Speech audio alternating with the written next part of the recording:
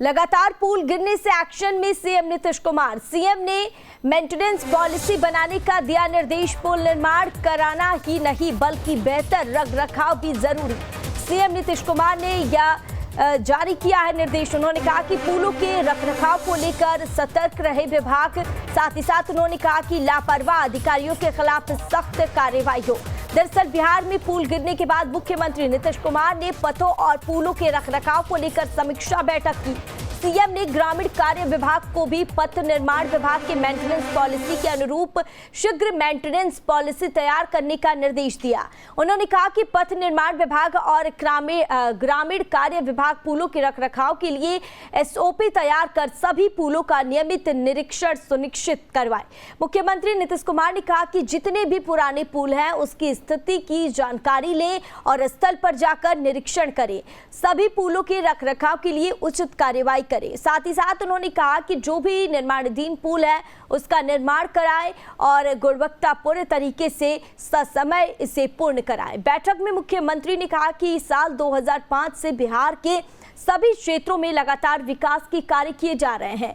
लोगों को आवागमन में किसी प्रकार की असुविधा ना हो, इसके लिए बड़ी संख्या में पथों और पुलों का निर्माण कराया गया है। सीएम ने कहा कि हम लोगों का उद्देश्य सिर्फ बेहतर सड़क और पुलों का निर्माण कराना ही नहीं है, बल्कि उसका बेहतर रखरखाव करना भी हमारा ही उद्देश्य है।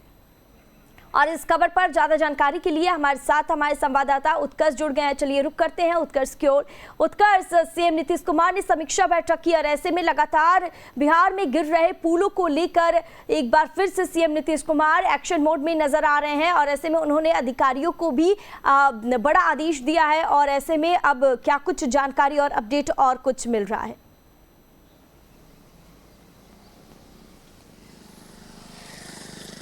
और बिल्कुल नैना, देखिए लगातार बिहार में पुल गिरने का कह सकते हैं कि एक सिलसिला शुरू हो चुका है। बीते दिन भी कह सकते हैं कि बिहार के सारण इलाके में 2 पुल गिर गए और आज भी एक पुल जो है बिहार के सारण में ही गिरा है। तो कह सकते हैं कि बिहार एक एपी सेंटर हो गया है जहां पर आए दिन पुल गिरते नजर आ रहे हैं। हल्की बारिश की वजह से, हल्के कटाव की वजह से बिहार में कई जगहों पर पुल गिर चुके हैं। अब ऐसे में एक्शन में सीएम नीतीश आ गए हैं। कल ही जो कह सकते हैं कि एक बड़ी बैठक हुई और बैठक के बाद नीतीश कुमार के साथ कह सकते हैं कि अन्य अलग अलग विभाग के जो अधिकारी थे वो मौजूद थे और कह सकते हैं बैठक में ये एसओपी बनाने की बात आई है कि किस तरीके से पुल का रखरखाव किया जा सकता है, क्योंकि कई ऐसे पुल हैं जो अंग्रेज के जमाने के बने हुए हैं, ब्रिटिश काल से भी पुल हैं। उसके रखरखाव की बात, जो पुल काफी ज्यादा डैमेज है उसे बंद किया जाए, क्योंकि बारिश की वजह से कई जगहों पर कटाव आता है। कई नदियों में कह सकते हैं कि काफी ज्यादा धार हो जाती है, इस वजह से परेशानी का एक सबक होता है और कई पुल गिर जाते हैं। हालांकि अब तक बिहार में जितने भी पुल गिरे हैं इसमें किसी के हताहत की खबर नहीं आई है, लेकिन अगर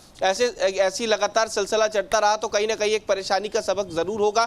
इस वजह से नीतीश कुमार ने कल बैठक भी की है जिसमें पथ निर्माण विभाग के अधिकारी, ग्रामीण कार्य विभाग के अधिकारी, तमाम अधिकारी मौजूद थे और तमाम लोगों को दिशा निर्देश दिया गया है कि तमाम ऐसे पुल को चिन्हित किया जाए जिसमें कहीं ना कहीं परेशानी है। जिस पुल पर फिलहाल आवागमन नहीं किया जा सकता उन तमाम पुल पर फिलहाल बैरिकेड लगा के रोक दिया जाए और जो पुल फिलहाल मरम्मत के लिए उन तमाम पुल को जल्द से जल्द ठीक किया जाए। हाँ बिल्कुल। और ऐसे में अब ग्रामीण कार्य को लेकर भी एक सीएम ने मेंटेनेंस पॉलिसी बनाने का निर्देश दिया है। इसको लेकर क्या कुछ जानकारी है कि इसमें भी कोई समय सीमा निर्धारित किया जाएगा और इसमें और क्या क्या कुछ इंक्लूड किया जाएगा, इसको लेकर क्या कुछ जानकारी?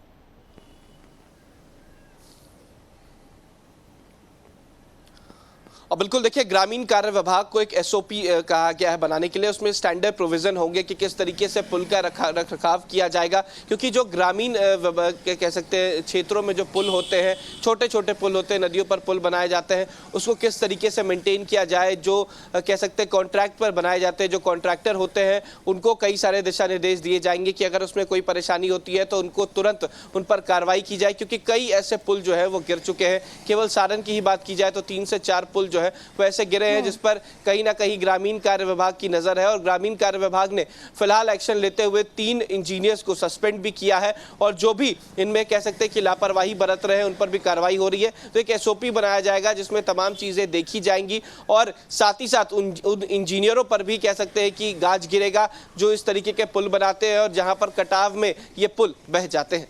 नैना। हाँ उत्कर्ष, वैसे में क्या लगता है कि सीएम ने तो एक्शन ले लिया है और आगे निर्देश भी दे दिया है, लेकिन क्या लग रहा है कि ससमय सभी कार्य पूर्ण किए जाएंगे और जिस तरह से बिहार में लगातार पुल धड़ाम हो रहे हैं, इस पर अब पूर्ण विराम लगेगी?